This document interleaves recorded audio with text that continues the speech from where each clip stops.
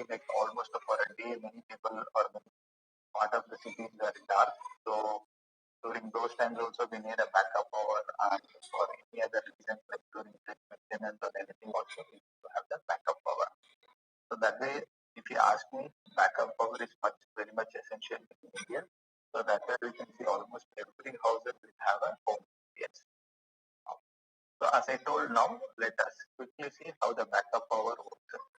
So whenever the grid is available, when the grid is available in the first case, so during that time, the entire house load can be powered by PV. And if PV is not sufficient, then the grid will support the load, like a regular grid side inverter. And in case if you have an excess PV, then that can be exported to the grid if you have a net metering policy. This is the case with the grid is available. So now coming on to the grid failure, or whenever the grid is not available. So during those times, only the critical loads, when I say critical loads like the lighting, the fans, TVs, refrigerators, and computers can be powered by the PV and the battery. So in the daytime, both the PV, that is your solar PV panel, plus the battery can support the critical loads, and in the night time, only the battery can support the critical loads. So this is what the backup power, we call it as a backup power. Okay. So coming on to the solutions, just what are the components involved? So we will be having a power optimizer, as usual. The solution comes on with the power optimizer, and then you will be having a single inverter, and then you will be having a battery. So today, SolarEdge supplies only lithium battery. So we don't support any other third-party batteries like tubular batteries or any other batteries. So we support only, or we supply only lithium batteries. These batteries are lithium-ion batteries. It's not the regular 12 volts or 24 volts or 48 volt batteries. These are high voltage lithium-ion batteries. And then on the AC side, we'll be having two AC circuits, which we'll see in detail. So one for the backup load, another for the critical load, and the energy meter. So this is how the typical connections will set up will look like. So if we're connecting the optimizers, that is the one DC connection to the inverter from the PV panel, another DC cable to the battery. So that's on the DC side. On the AC side, we will be having two AC circuits. So this is once again on the time of use. So just to give an idea of what is time of use, so it is not very applicable in India. So time of use is nothing but whenever tariff is high, electricity prices are very high. Because if you see in other countries, they have a different tariff rate for even single day. So morning they will have a different tariff, and the evening time they have a different tariff. They call it as a peak and off-peak rates. So during those times, whenever the peak rates are very high, so that time we can use the battery to power the entire load, so that I will not import any power from the grid. And the backup, as we know, once the grid fails, automatically the backup loads, the critical loads will be powered from the PV plus the battery. Okay. So coming on to the backup load, so what we need to be very careful is, so based on your connected load, first we need to estimate what is the connected load in the house. So we should keep in mind that we cannot completely power the entire house using battery. So we need to be very careful in that. So we need to determine the critical loads, and we should have a separate electrical panel for that. That is the distribution panel. So nothing to get complicated, just very simple. How we do a UPS wiring, the same way we need to do a dedicated wiring for the critical loads. So whenever the grid fails, these critical loads will be powered from the battery or from the battery plus PV. So just keep in mind that the total backup load, the maximum, or expressing total, the maximum backup load that can be connected should be less than 5 kilowatt. So this also depends on the battery ratings. So we have two types of battery models. So depending on that model, either it can be 3.5 or 5 kilowatt. And we ensure that you are connecting only single phase loads, because this inverter is a single phase inverter, so it can support only single phase loads. Now let's see in detail about the components. So first let's start with the storage inverter. So basically any storage application or any storage solution will have these three components. One is a solar energy inverter, single phase inverter, or the storage inverter, and then you will be having the smart meter or the Modbus meter and the battery. So these are the three components that will be used in the solution. So we will not discuss in detail about the Modbus meter because everybody knows it's just a regular meter which measures how much is the export import is happening and how much is the self consumption is happening. So now let's see in detail about the battery and the the inverter and the battery pack. Okay, to start with the inverter, as I told, we have two models of inverters currently. So 5 kilowatt and the 6 kilowatt inverter. So please remember, it is a single phase inverter, not a three phase inverter. So we cannot connect any three phase loads to this inverter. So it is a single phase inverter, mainly focusing on the residential applications. In case if we have three phase loads, so please approach us so that we can give a different solution or we can tell you the solution. It's simple. These are all single phase inverter with 230 volts output and with a voltage range of 184 volts to 264 volts with a frequency of 50 hertz plus or minus 5 hertz, and the maximum output current is 27 amps. So this also has a RCD, that is residual current director, which is having a setting of 30 milliamps. So otherwise, the rest of the configurations of the parameters are same. So coming on to the output, so either it can give a maximum of 5 kilowatt or 7.3 kilowatt, depending on the battery you are connected.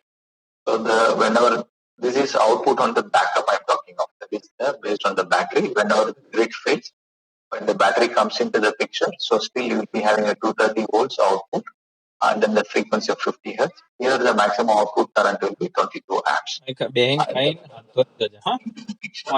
THD will be less than 5%. Then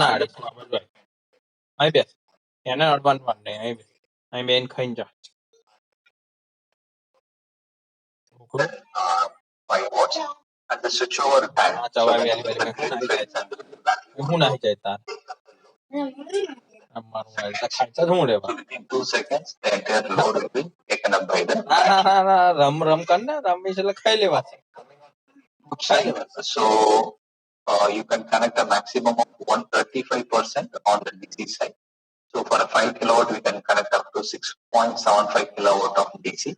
And for 6 kilowatt inverter, we can connect up to 8.1 kilowatt of DC power. So today we support only two type of battery, that is both from LG. So we call it as a Resue 7H and Resue 10H. So later I will explain what is 7H and what is 10H and the differences model. And this inverter comes with a two-pole disconnection switch inbuilt. So it has an inbuilt disconnection switch, and it also has a field replaceable fuses, that is 12 amps and 25 amps. This is for the battery protection. So when you see the inverter blow up picture, then you can understand. So this is how the inverter will look like. So the top portion is the regular inverter, single phase inverter, and the bottom is the connection unit. So this is the DC disconnect switch. And when you open this 4 screws, then you will be seeing this portion. So once again, you see a cover here. It is there, and you can see a switch, bypass switch, or there is a 3-port switch, and then the MCB breaker is the single port. MCB breaker is here. So when you open this cover, the 6 screws, then you can see a circuit, or you can see the setup like this. So there will be a PV input connection, that is from the optimizer or from the PV panel, and then you will be having one DC connection for the battery. So this is on the DC side. So this goes via the DC disconnect switch and to the inverter, and on the output you will be having the manual bypass switch. So that is this one, the manual bypass switch. So I will explain what is the purpose of this bypass switch later. And then you will be having a AC disconnect. So this is the AC disconnect. And then you will be having the two AC terminal blocks. One is for the main distribution panel, that is for the regular on-grid loads, and another is for the critical backup loads. So that way you will be seeing two AC terminal blocks, and then you will be having RS-485 communication for the meter and for the battery. So this is how the electrical single line diagram inside this connection box will look like. And if you see open the cover, this is what the actual inverter will look like. So this is the integrated DC isolator, and then you have the battery input terminal. So this is the BAT, you can see that is for battery, and this is for the PV. So of course, for both the things, you will have the MC4 connectors. So the interface is not here; it is outside through a MC4 connector, and then you will be having the control to the battery, that is RS483 communication to the battery, and as well as to the meter. So coming on to this side, this is the AC breaker, this is the bypass switch, and then these are the battery fuses, what I told, 12 amps and 25 amps. Depending on the inverter model, you will be having the battery fuses. In case of any overloading or any overcurrent happening or short circuit happening, immediately the fuse will blow. And then we have a 9 volt black start battery. And then we have two AC outputs, one for the grid and another for the backup load. So you can see this is the terminal blocks. Okay, so coming to the interface, if you see, as I told, on the DC side, you will be having the MC4 connectors, both for the battery and the PV. For communication, you will be having the communication plan, the cable plan, and for the AC, you will be having two set of AC cable plans. This is how the interface, outer interface will look like. Okay. Yeah. The inverter inside the inverter. It is similar to other inverter. See that?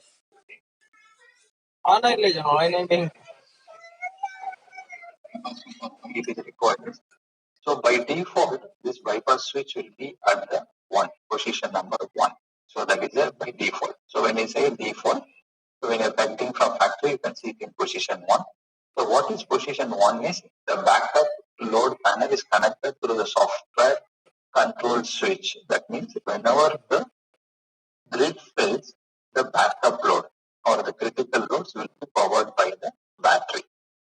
So let's say for some reason the battery is failed or battery is having some problem, and if we want to bypass the battery, into the switch position to 2. So the battery is bypassed and your critical loads will be powered by the regular PV and the grid. So when the grid fails, the critical loads also will not get the power. So that is a bypass. And in case if you put it in 0, it is not used, so it is not connected, so it will not work. So 1 is by default, that's for normal operation, and 2 is for bypassing the battery, mainly for the battery to the disable the backup functionality. Okay. So as I told earlier, we need to have a dedicated distribution panel for the critical loads or the backup loads. So the moment you take out the cable from the inverter, that is backup terminals, before connecting to the load, you should have a small distribution board. So where you will be having one more breaker of a 25 amps rated. And in case if your DESCOM or the grid company calls for an RCD, so we should have a residential current device, or we can connect it or distribute through the regular circuit breakers. So this distribution panel is a must before connecting to the loads. Okay. Now let's quickly walk through in the details about the battery. So as I told, these batteries are from LG. So these batteries are lithium-ion batteries, so which are all made out of NMC chemistry, and they call it as like a high voltage residential battery. So when it's a high voltage, the battery voltage is at 400 volts, as I told, and they call it as a daily cycle residential battery system. And coming on to the protection devices, so the battery also has all the protections inbuilt. So when it comes to the inverter interface, that is between the battery pack and the inverter, so the battery is having the over voltage, over current, external short circuit, reverse polarity, interest current, ground fault, and over temperature protection. So by any chance, if the load is connected more than 3.5 kilowatt or 5 kilowatt and it is trying to draw more current, immediately the battery will trip. Of course, first the inverter also has a breaker. In spite of that, if anything goes wrong, still the battery itself having an inbuilt breaker so that it can trip immediately and it can protect the battery back. So coming on to the battery, inside the battery, that is between the lithium-ion battery and the DC-DC converter. So it has an internal short circuit, over voltage, over current, over temperature, and under voltage. So that way you can completely have a peace of mind. So these batteries are all completely protected, because since you are all in this field, you know how difficult to maintain the battery and to have ensure the safety of the battery and the people. Because most of the time we always deal with the lead acid batteries or tubular batteries. So you always have a always a risk of fire or other things. So whereas here that risk is not there, it is completely safe and protected completely. So in terms of installation, it can be installed both indoor or outdoor. Of course, whenever you're putting outdoor, it is not a completely an IP65 rated. So it is an IP55 rated, so which means you not completely expose the battery to the direct outside environment. You need to have a canopy or a cover for it. So coming on to the battery, this is what the battery will look like. So this is a wall mounted battery. So it cannot be kept on the floor. It can be mounted on the wall. In case if you want to keep on the floor, then you should have a special stand for it. But otherwise, it is recommended to put it on the wall only. So this battery comes with its own mounting bracket. And coming on to the types of the batteries or the models of the batteries, we have two types of battery model. One is a Receive 7H, another is a Receive 10H. So what is 7H is nothing but energy capacity is 7 kilowatt hour. And coming to 10, it is 9.8 kilowatt hour. And the continuous backup power that it can give is 7H is 3.5 kilowatt and 10H is 5 kilowatt. So when I told in the selection of backup load, so your backup load selection should be based on your battery capacity or the battery model. So in case if you are using 7H model, so the maximum backup load that can be connected is 3.5 kilowatt. In case of 10H model, it is 5 kilowatt. And in terms of peak power, so let's say during some inrush current or whenever I'm switching on my motor, single phase motor or something, or air conditioner, there could be some inrush current is coming. So to support that, the maximum peak power 7H can support is 5 kilowatt for 5 seconds, and 10H can support 7 kilowatt for 10 seconds. And in terms of round trip efficiency, it is greater than 90 volt or 90%. And DC voltage range is 350 to 450, but the nominal voltage is 400 volts. IP55 rated, and the operating temperature is minus 10 to plus 45. And this is the dimension of the battery, and it can be easily wall mounted. So 7H weighs around 76 kg and 10H weighs around 97 kgs. And the most important thing is this battery comes with a standard warranty of 10 years. So I believe this is the only battery which gives 10 years long-term warranty. So let's quickly see detailed specifications about a 10H model. So as I told, 9.8 kilowatt hour is the total energy capacity. Out of 9.8, you can use up to 9.3. So which means 90% depth of discharge is allowed in this battery. And these are the voltage ranges 400 to 450 in terms of charging, and discharging 350 to 430. And absolute maximum voltage is 520. So it will not go beyond 528 volts. And these are the currents, and this is the maximum discharge power, that is 5 kilowatt, continuous power, and the peak power is 7 kilowatt for 10 seconds. So the communication interface is RS485 between the inverter and the battery. So in the inverter, all the protocol of the battery is being built so that you can completely monitor the battery also in our monitoring portal. And coming to in terms of circuit breakers, it has a 25 amp 600 volts rated breaker. The connectors are spring type connectors, and you also have a LED interface for the getting the information.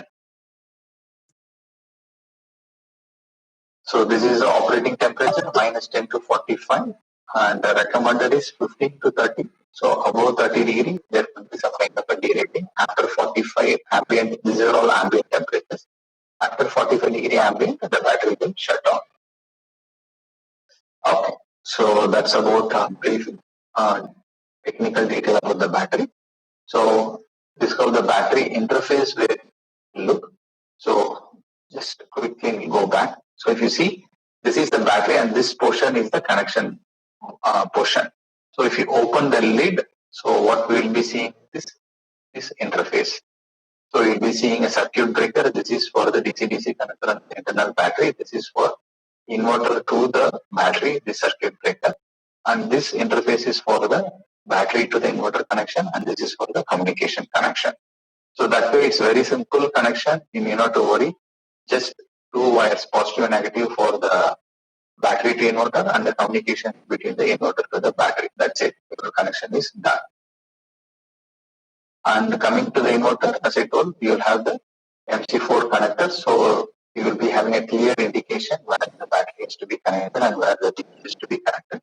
So the installer will not have any confusion. So you can simply print the standard MC4 connector and connect to the inverter. So your battery connection is done. Okay. So coming on to the monitoring portal, as I told, completely the battery system is built into the monitoring portal. So where you can have the complete visibility of the battery status, how much is the PV is producing, how much you are consuming, self-consumption, that is how much the customer is consuming. And if you have any problem, you can always do the remote diagnostics. As usual, remotely moment you say any issues, you can immediately log into the system and check it out. And we can also do the remote firmware, not only for inverter, even for the battery also you can do the remote firmware. And any problem on the inverter or PV, immediately you can get the alert. So just to give a brief idea, what are the information that we get in the dashboard. So in the dashboard, you will see the solar production, how much is the solar is producing, and what is the status of the battery, whether it is charging or discharging, and what is the percentage of the charge, that also you can see. And you can also clearly see how the load is getting powered, whether it is getting powered from PV or from the battery or both together.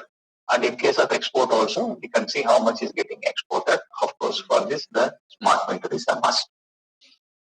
So in the same dashboard, in the bottom, you can clearly see how much is the self-consumption.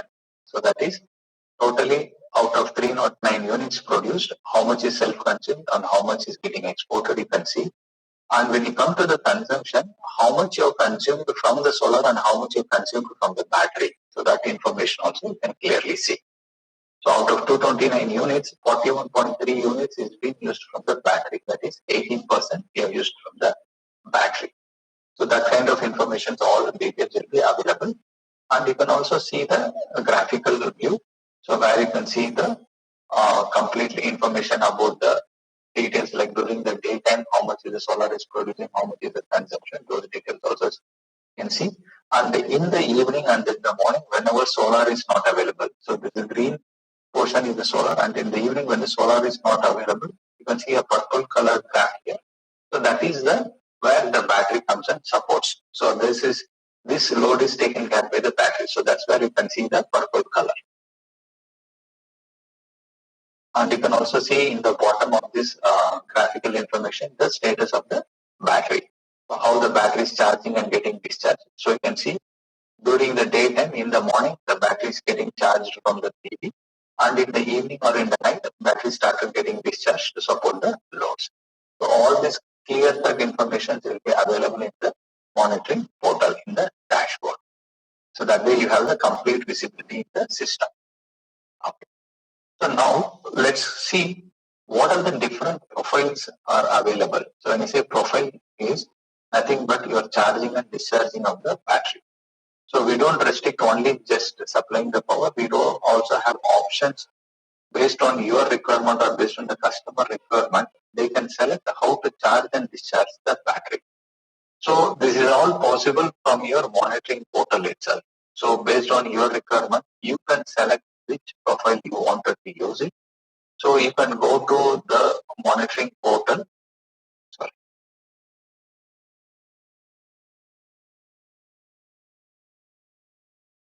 So you can go to the monitoring portal and then you can select which profile you wanted. So let me explain what are the different profiles that are available, and then you can become easy to understand. So typically if you see, you have an option called add storage profile.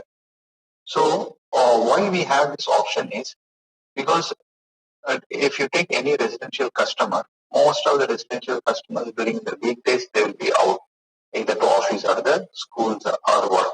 So that the energy consumption will be less in the daytime. Whereas in the weekend, they will be in the home. so their energy consumption pattern will be different. So similarly, during monsoon time, their energy consumption will be different. During summer, their energy consumption pattern will be different. So according to your requirement, you can always define which profile suits you best, so that you need not to worry about your charging and discharging of the battery every time. And the beauty here is this profile can be set even to a granularity of 15 minutes in a day. So between for 1 hour also we can split it into 15 minutes and keep 3 or 4 different profiles for the next 1 hour. So like that for an entire day also you can define a profile, or for every 15 minutes you can define the profile. And this profile can be stored and saved for the next 20 years. So once you know, okay, this is how my pattern, consumption pattern is going to be there, then without making much changes, I can save it for next 20 years.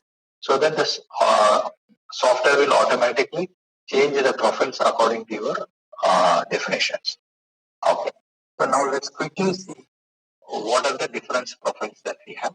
So totally we have 7 different profiles. So I will just come to the next slide to explain in detail. The first profile is the solar power only. So what is solar power only is assuming that I don't have a battery. So in the first instance, I install only the inverter. So then I will put solar power only so that it will work like the regular prepaid inverter. Or let's say during sometimes if the battery is under maintenance or something, so you can just put it only solar power so that my loads will be always getting powered by the solar only. Okay, so next is the charge from clipped solar power. So what is charge from clipped solar power is after meeting your all loads in the residential or in the home, then whatever the excess power is there, let's say I have installed a 5 kilowatt of solar PV and my load during the daytime is only 3 kilowatt. So I have excess 2 kilowatt. So I will use only that excess PV power to charge the battery. So that is charge from clipped solar power. So next option is charge from solar power. So here all the time the battery charging is given the first preference. So moment in the morning solar comes, whatever is available, it will start charging the battery. Until it completely charges the battery, it will not supply any power to the load. So moment that the battery is charged, then it will start supplying the power to the load or to the export. That is charge from solar power. And last thing option is the charge from solar power and the grid. Let's say during the monsoon season, I don't have proper sunlight, I don't have a good irradiation. Most of the time it is cloudy. Then I will go for this option so that I ensure that the battery gets charged all the time, either from the solar power and grid. So now you might have got an idea why we have different profiles. So depending on your monsoon time or depending on the requirement, you can define which profile has to be set for which season or which time. So that once you set this, automatically the software will take care of it. So during the monsoon time, you need not worry that you have forgot to make the battery to charge from grid. So moment you set it in the initially only, automatically during the monsoon time, the battery will get charged both from solar and grid, so that your battery is always available as a backup or for the critical time. Okay. So this is on the charging profile. So coming on to the discharge profile. So you can discharge the battery to maximize export. So let's say I am getting a good tariff from the electricity company. So what I can do, so I can store the energy from the battery. So I can store the energy in the battery and then I can always use it to export also so that I get a good revenue. So that is a maximize export. Another is minimize import. So when you say minimize import, so minimize import and maximize self-consumption is almost the same, not big difference. In both the cases, our ultimate aim is to reduce the consumption technically and use the battery to only use it for the powering the internal process.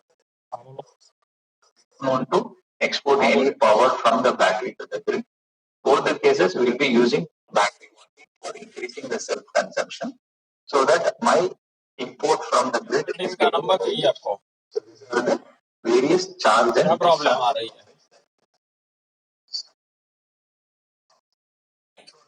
Let's see what are the additional configurations that is possible. So One, the standard system is having a single storage inverter and the system.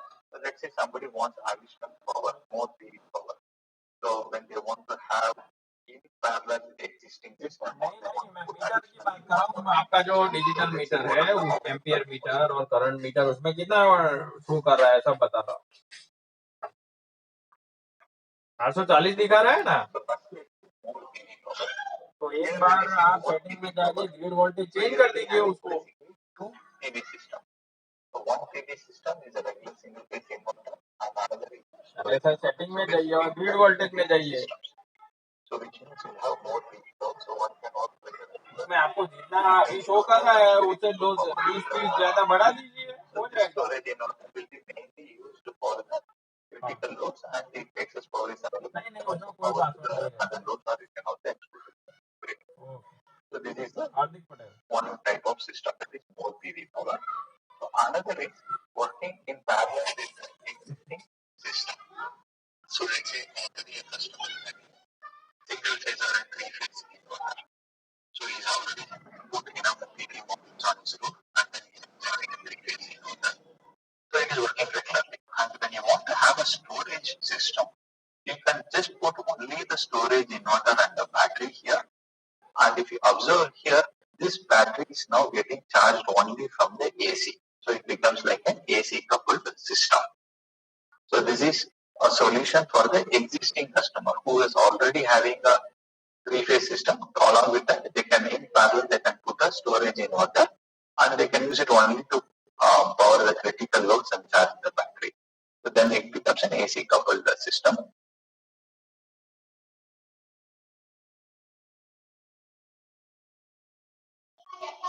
Okay. So the next system is the third-party PV system. Let's say somebody is having another make of inverter, different make of traditional inverter. So there also in parallel to that, you can put our storage inverter. So once again, here also it becomes like an AC coupled system only because your battery is getting charged via the AC power through the DC power. So these are the 3 or 4 types of options that we have. Let's say somebody wants to purely only the backup, meaning I don't want to install any PV. I want to just install the battery alone. So that's also possible. So here, once again, your battery will be always getting charged only from the grid. So since we don't have any PV power at all, your battery will be 100% charged only from the grid. So these are the different options that we have, which can be used to enhance your PV power. Okay.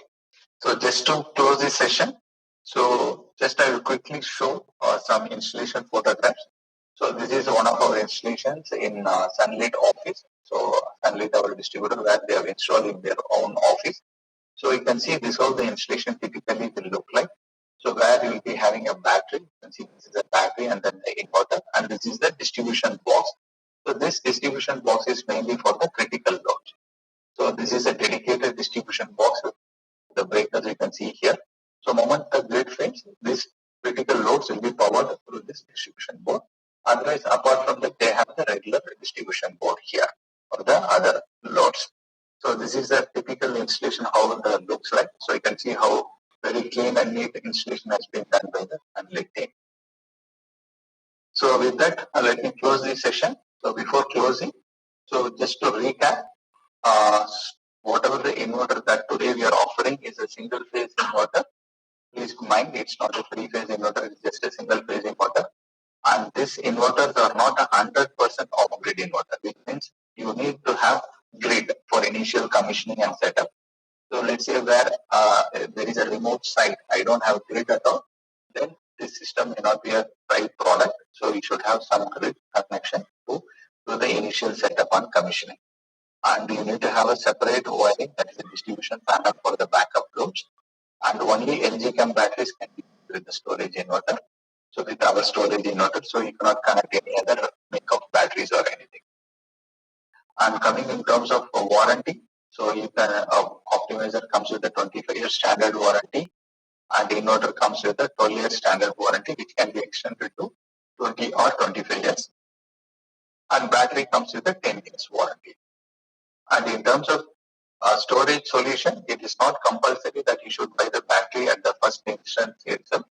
You can also buy the battery and add it later also. So that option is also available.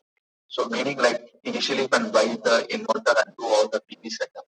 Once you have done, maybe later down the line after 6 months or 1 year also, you can buy the battery and then you can keep adding to it. So that is also possible. So with that, once again, thanks to all for taking your time and participating in this webinar.